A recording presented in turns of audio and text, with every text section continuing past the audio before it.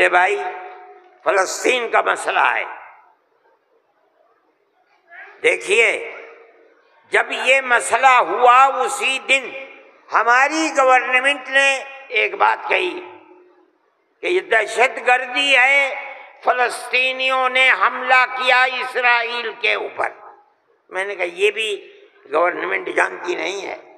جب میں نے اگلے ہی دن بیان دیا کہ یہ غلط ہے، اسرائیل کو بنانے والوں نے بنایا تھا، بیت المقدس اسرائیل سے باہر تھا، فلسطین آزاد تھا. اسرائیل نے امریکہ کی مدد سے اور یورپ کی مدد سے بیت المقدس کو، فلسطین کو، تمام فلسطین کے اوپر زبردستی حملہ کر کے فلسطینیوں کو غلام بنایا اور اپنے اندر داخل کر لیا. پھر یہی نہیں، 2-4 سال کے بعد حملہ کیا شام کے اوپر، اور گولان کی جو پہاڑیاں تھیں ان کو اپنے قبضے میں لے لیا. جب اسرائیل بنا، نہ فلسطین، نہ بیت المقدس، نہ گولان کی پہاڑیاں، کوئی چیز فلسطین میں نہیں تھی. اب فلسطینی اٹھے اپنی آزادی کے لیے. اگر تم ان کو دہشت گرد کہتے ہو تو میں کہتا ہوں گاندھی جی بھی دہشت گرد تھے. اللہ اکبر. جمعیت علماء ہند زندہ باد. مولانا ارشد مدنی قدم بڑھاؤ. نعرہ تکبیر. اللہ اکبر. اس کے بعد سے پھر کبھی یہ بات نہیں آئی. لیکن میں یہ کہتا ہوں کہ جس نظریے کو لے کر اٹھے، اس کا مطلب یہ ہے کہ کچھ جانتے بوجھتے نہیں ہے. کیسے کہہ دیا انہوں نے؟ ان کو دیکھنا چاہیے تھا تاریخ. اگر خود نہیں پڑھتے، پڑھے ہوئے لوگوں سے پوچھنا چاہیے تھا، وہ بتاتے آپ کو کہ ہو کیا رہا ہے. میرے بھائی میں یہ بات کہتا ہوں کہ جمعیت علماء کی ایک تاریخ ہے، اور جمعیت علماء اس چیز کے اوپر ہے. ہمارا اس وقت کا مسئلہ صرف ایک ہی مسئلہ نہیں، بہت مسائل ہے، لیکن وقف ترمیمی بل کا مسئلہ بھی یہی ہے. جس کو جان لے کہ یہ ہمارا مذہب ہے.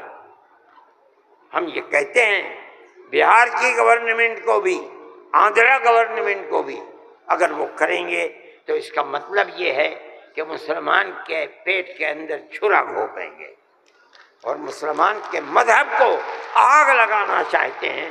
مسلمان کو سوچ لینا چاہیے کہ وہ کیا کرے گا اور مستقبل کے اندر اسے اس جنجال کو کس طرح نمٹانا ہے.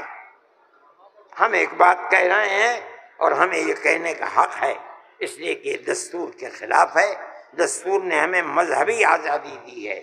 آپ وقف کو مذہب نہیں سمجھتے، لیکن اس لیے نہیں سمجھتے کہ نہ آپ قرآن کو جانتے ہیں، نہ آپ حدیث کو جانتے ہیں. حضرت عمر رضی اللہ تعالی عنہ نے اپنا ایک باغ وقف کرنے کی نبی کریم علیہ السلام سے اجازت چاہیے، جو خیبر میں تھا.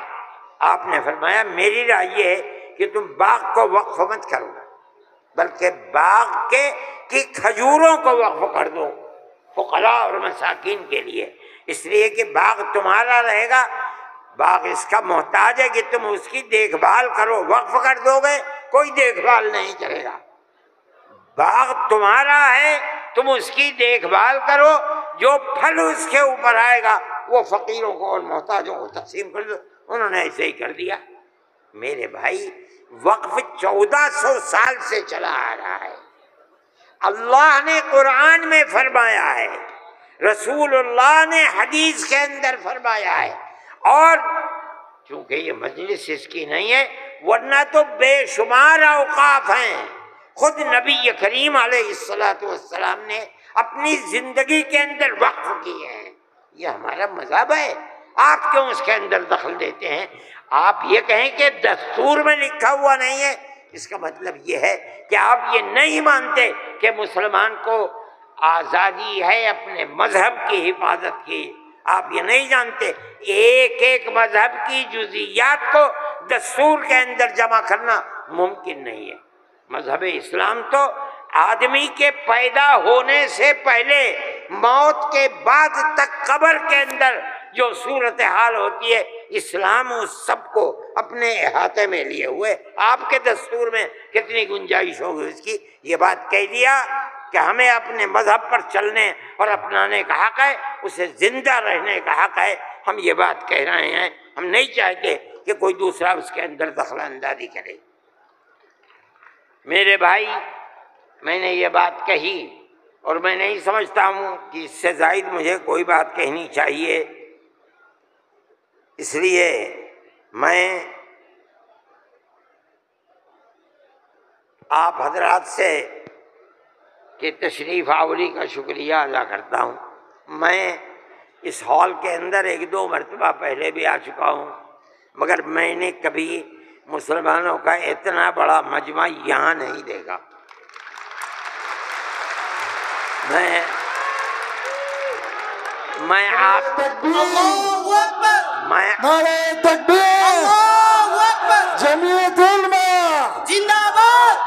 میں آپ حضرات کا شکریہ ادا کرتا ہوں، اس لیے کہ یہ سب جگہ شہرت تھی کہ اس اجلاس کا مقصد وقف ترمیمی بل کی مخالفت ہے۔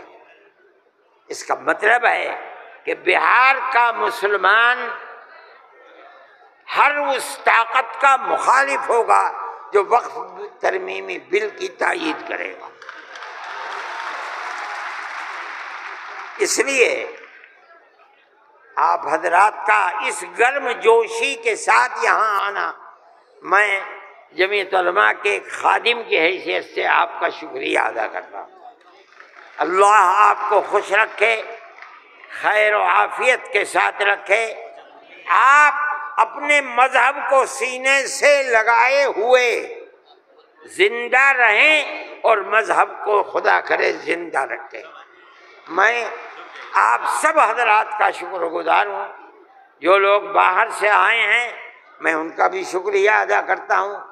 جن لوگوں نے پٹنے کے رہنے والوں نے، قادری صاحب کے صاحبزادے اور جمعیت علماء کے ورکرز جو یہاں کے ہیں یا باہر کے رہنے والے ہیں، پٹنے کے علاوہ کے جن لوگوں نے کوشش کی ہے، جمعیت علماء کے دل میں اس کی بڑی قدر ہے۔ اللہ تعالیٰ ان کی کوششوں کو قبول فرمائے اور حکومت کو کسی بھی ایسے کام سے جو صوبے کے اندر یا ملک کے اندر مسلمانوں کی دل آزاری کا سبب بنے، اس سے باز رکھے، اور خدا کرے کہ اس ملک کے اندر امن و امان، پیار و محبت مذہب سے اوپر اٹھ کر ہندو اور مسلمان سب مل جل کر اپنی پرانی تاریخ کو یاد کریں اور زندہ کریں۔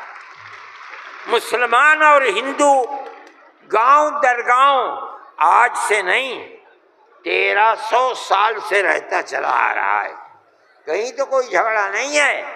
آج کون سی ملک کے اوپر آفت ہے کہ آگ لگانے ہی کے اوپر سیاست کی بنیاد رکھی ہوئی ہے۔ ہم اس کے مخالف ہیں، ہم اس کو پسند نہیں کرتے ہیں۔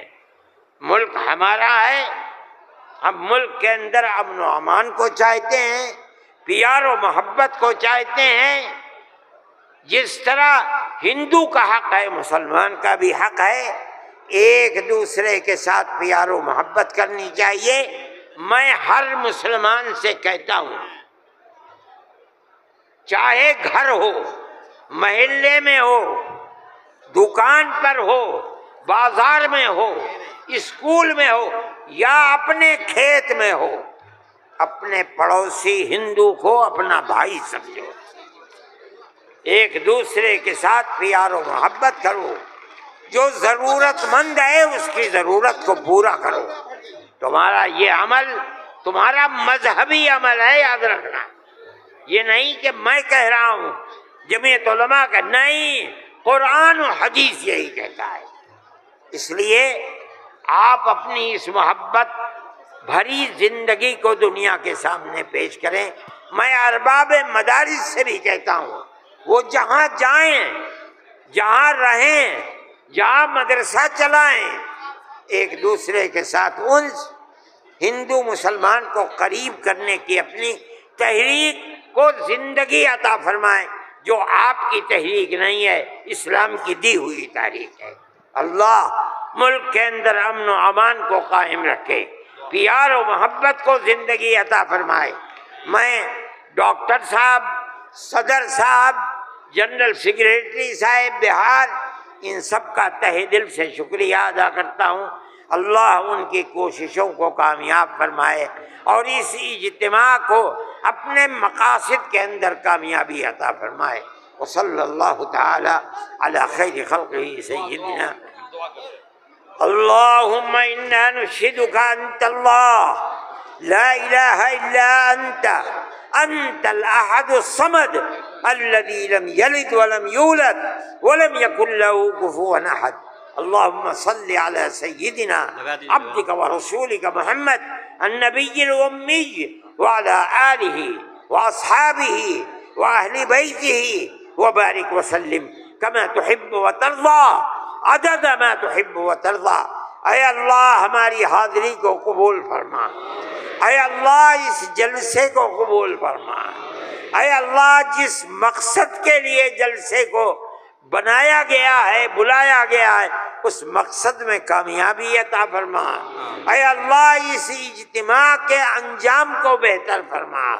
اے اللہ پیار و محبت کی ہماری تاریخ کو زندہ و جاوید فرما۔ جو طاقتیں اس پیار و محبت کے بندھن کو آگ لگانا چاہتی ہیں، اے اللہ اپنے کرم سے انہیں خائب و خاسر فرما دے، ذلیل و رسوا فرما دے۔ ملک کے اندر چین و سکون، عزت و آبرو اور امن کی سیاست کو قائم فرما۔ اے اللہ ہماری دنیا کو بھی آباد فرما، ہماری آخرت کو بھی آباد فرما۔ ہم جس طرح خیر و عافیت کے ساتھ یہاں تک آئے ہیں، ہمیں خیر و عافیت کے ساتھ اپنے گھروں تک پہنچا۔ اے پروردگار ہمیں رزق حلال عطا فرما، شرور و فتن سے محفوظ فرما، ہماری اولاد کو عزت و آبرو، عفت و پاکدامنی عطا فرما، حیا ایمانی عطا فرما، ہمارے بیماروں کو شفا عطا فرما۔ اے اللہ جب وقت آئے تو ایمان پر خاتمہ عطا فرما۔ اے اللہ موت کے بعد قیامت کے دن آقا نامدار حضرت محمد صلی اللہ علیہ وسلم کی شفاعت میسر فرما اور اپنی جنت میں جگہ